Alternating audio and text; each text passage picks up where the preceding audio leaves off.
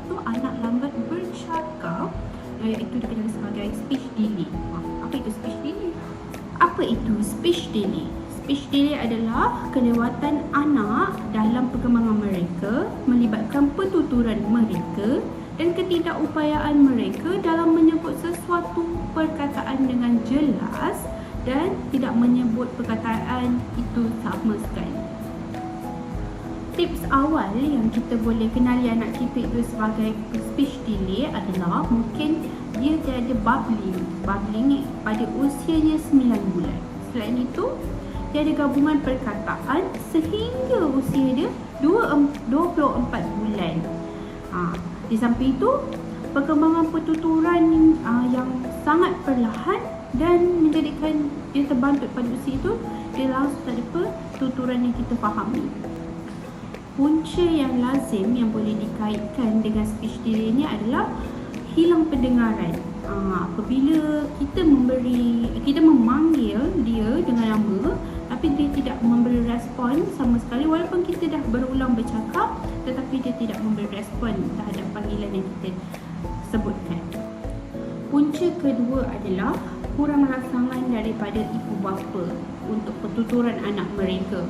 Ibu bapa ni perlu sentiasa memberi rangsangan supaya anak ni dapat membiasakan diri supaya otak mereka melalui proses pembelajaran itu sama sekali dengan merangsang bahagian otak supaya mereka tahu, oh yang ini saya dah belajar, yang ini saya dah bercakap dan yang ini saya dah pernah mendengar. Jadi dia perlu membuat sesuatu pertuturan itu dan melahirkan pertuturan itu ketika otak mereka dirangsang.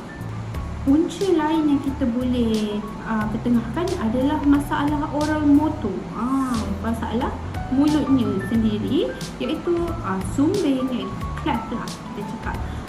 Sumbing dia boleh terjadi pada bahagian mulut lah dan lelangit anak kita ataupun kedua-duanya sekali. Sebab tu kita ada proses untuk berjumpa dengan doktor untuk kita lihat oral motor anak kita tu stabil ke ataupun tidak. Dari segi perubatan pula, masalah speech delay ni daripada masalah vocal cord, yang di mana peti suara anak kita tu mempunyai masalah kurang tekanan udara dalam menggerakkan peti suara untuk mereka bertutur. Itu berpunca daripada masalah pernafasan yang lemah. Jadi ibu bapa sendiri boleh lakukan senaman dan latihan sokongan pernafasan untuk anak anda juga di rumah. Jadi di sini saya ada beberapa tips untuk ibu bapa sendiri melakukan aktiviti bersama anak mereka di rumah. Sepertinya, mula bercakap dengan anak anda walaupun seawal kosong tahun. Kosong tahun tu bermaksud sebelum umur 1 tahun. Manfaatkan dia dengan mendengar dengan percakapan anda di rumah. Walaupun mereka tidak mengerti, tetapi mereka sudah memahami dan boleh menyerapnya di dalam otak. Tips yang kedua adalah gunakan kaedah self-talk, iaitu apabila melakukan sesuatu perbuatan, sebutkan kepada anak anda apa yang anda lakukan. Ramai juga ibu bapa yang tidak melakukan perkara ini kerana terasa kekok. Namun percayalah, dengan perkara ini dapat membantu anak anda lebih mengembangkan pertuturan mereka. Yang ketiga, gunakan kaedah parallel talk. Parallel talk tu adalah sama juga seperti self-talk, tetapi kita lebihkan, menekankan supaya anak kita, menegaskan anak kita supaya dia yang bercakap, dia yang menyebut perkataan, menyebut perbuatan dia yang kita nak terapkan kepada dia. Contohnya, sila ambil, mari ambil. Jadi kita nak anak kita bercakap. Kaedah tips yang keempat, kita boleh juga menyanyi bersama mereka, menyanyikan lagu kesukaan mereka. Ini akan membina kemahiran memori dan kemahiran mendengar mereka.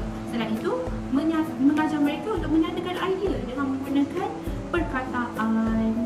Kaedah yang kelima iaitu kaedah expansion, di mana anak itu dah tahu dah nak sebut tetapi dia tak tahu nak kembangkan perkataan tersebut. Jadi bagaimana kita nak ajar mereka? Kita gunakan kaedah expansion, iaitu menambah maklumat sedia ada ke maklumat baru untuk membina ayat. Contoh, nak apa? Nak makan. Lepas tu kita ubah dia kepada nak makan nasi. Itu juga dapat menambah perkataan budak dan anak. Ini Dan ibu bapa kita perlu waspada dengan gejala anak speech delay. Jangan kita anggap anak kita itu biasa. Jadi, apa gejala pertama yang kita nak tengok pada anak? Anak kita tidak berceloteh ketika anak memasuki usia 15 bulan. Yang kedua, anak tidak bercakap pada usia awal 2 tahun. Dan ketiga, anak tidak mampu bercakap dengan ayat yang pendek pada usia 3 bulan. 3 tahun. Yang keempat, anak sukar mengikut arahan dan dia tak faham arahan apa yang diberi. Yang kelima, cara menyebut bunyi atau kata-kata perkataan tu kurang jelas. Yang terakhir, anak ni susah menyatakan perkataan dalam sebuah ayat. Untuk aktiviti yang kita boleh lakukan bersama anak kita, anak, murid ataupun anak sendiri di rumah adalah aktiviti yang melibatkan motor halus. Motor halus tu apa? Melibatkan otot-otot dan sendi kecil seperti jari dan organ di mulut seperti main play-doh, main sepit-sepit, main cawan, meniup belon. Itu semua boleh dilakukan. Boleh membuat aktiviti find the object. Maksudnya, parent meletakkan barang tersebut di tempat yang tinggi ataupun jauh, membolehkan anak itu berkomunikasi dengan kita, dengan dia nak mana. Dia akan bertanya kepada kita dan bercakap dengan kita serta-merta kerana dia nak sesuatu perkara itu, iaitu kita bolehlah main game dengan anak-anak di rumah. Selain itu, aktiviti yang boleh dilakukan di rumah adalah membaca buku. Pada usia awal 6 bulan ni, pelbagai jenis buku, sama ada buku sensori, kita boleh tunjukkan mereka tentang gambar yang ada kat dalam buku dan tunjukkan mereka setiap huruf dan gabungan huruf yang boleh dibunyikan. Selain itu, saya nak buku itu bersama anak-anak dan tunjuk perkataan yang nak ditekankan kepada anak-anak tersebut. Sekian sahaja tajuk perbincangan saya pada hari ini. Semoga memberi manfaat kepada semua ibu bapa di luar sana agar mencari insentif untuk anak kita supaya anak kita dijauhilah daripada segala penyakit yang ada. Semoga pembelajaran anak kita pun dipermudahkan dan kesimpulannya agar anak kita ni memudahkan anak kita untuk terus belajar bersungguh-sungguh dalam mencapai apa yang dia nakkan. Tapi untuk mencapai itu, ibu bapa perlulah menjadi pendorong dan memberi sokongan kepada mereka.